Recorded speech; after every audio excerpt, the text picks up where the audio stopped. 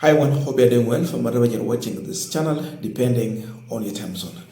Now, RUTO's administration made some changes to the funding model when it comes to the university or higher education funding. Before, we had differentiated unit cost, DUC. That was the system which provided block funding to the institutions.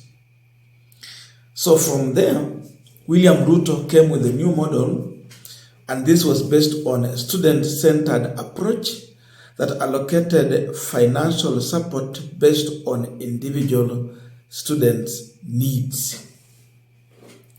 With this new move, we saw some students being isolated, whereby now they are taking the burden back to the parent to fund this model.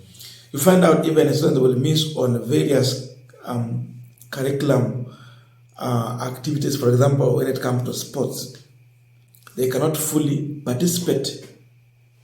So looking at this, there is a group of Kenyans that took this matter to the court 1 year ago. And yesterday, Justice Mwita, who is actually a High Court judge, made a ruling declaring the new university funding model as illegal and unconstitutional.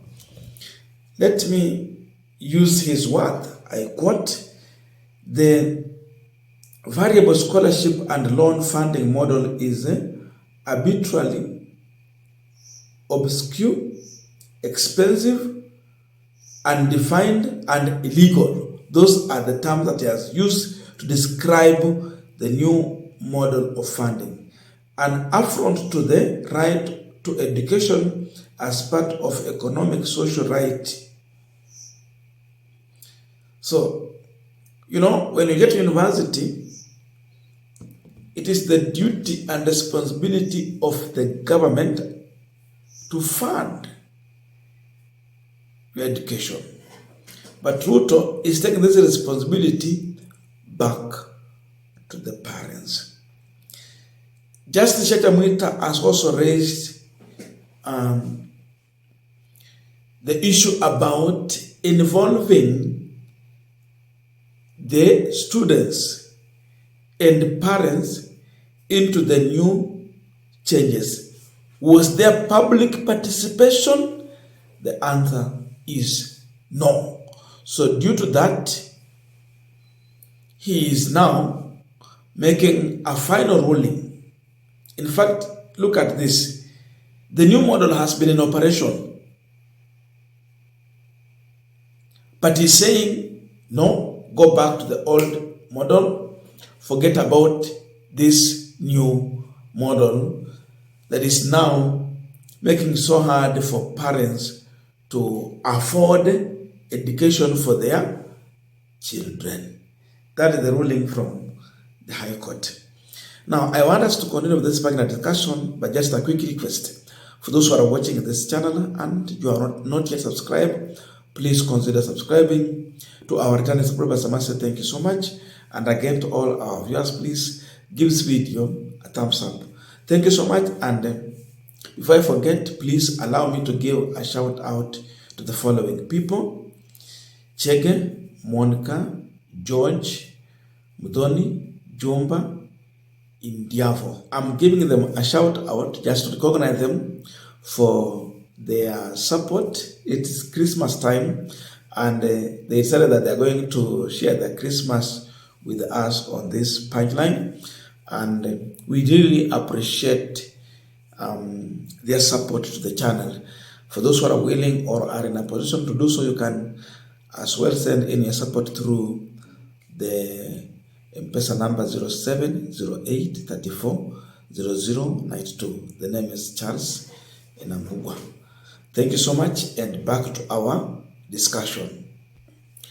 Now, according to Chacha Mwita, it is government's responsibility to fund public university.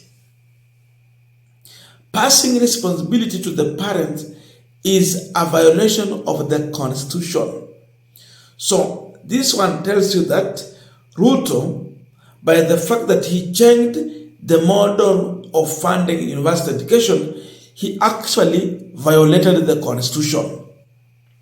Now, that is the precedent we have. A man who makes blunders goes ahead to violate the constitution of Kenya. So the government has already failed and has put our universities in crisis. You find out that operation of these universities has become a problem. We had discussed this issue close to 6 months ago. That when we say that you are going to support the students according to their needs, that those parents who can afford to pay, they should pay. That was William Ruto. And those who cannot afford to pay, the government should pay for them. The question was, how would you know that this parent can afford and this one cannot? Why not use the means that the system that the universities had, or the previous government had used earlier to fund this? When you go and make a cap mark, you get this grade, you go direct. If you don't get a needed grade, then you can go through parallel. And through parallel, it is those who can. But Ruto said no. Umepita mtihani, umepata direct entry, lakini anasema kama wazazi wako wako na uwezo wa kulipa, walipe. Maskini atashughulikiwa. Lakini swali ni kwamba utajuaje yule ni maskini mwenye anafaa shughulikiwa na huyo ako na uwezo?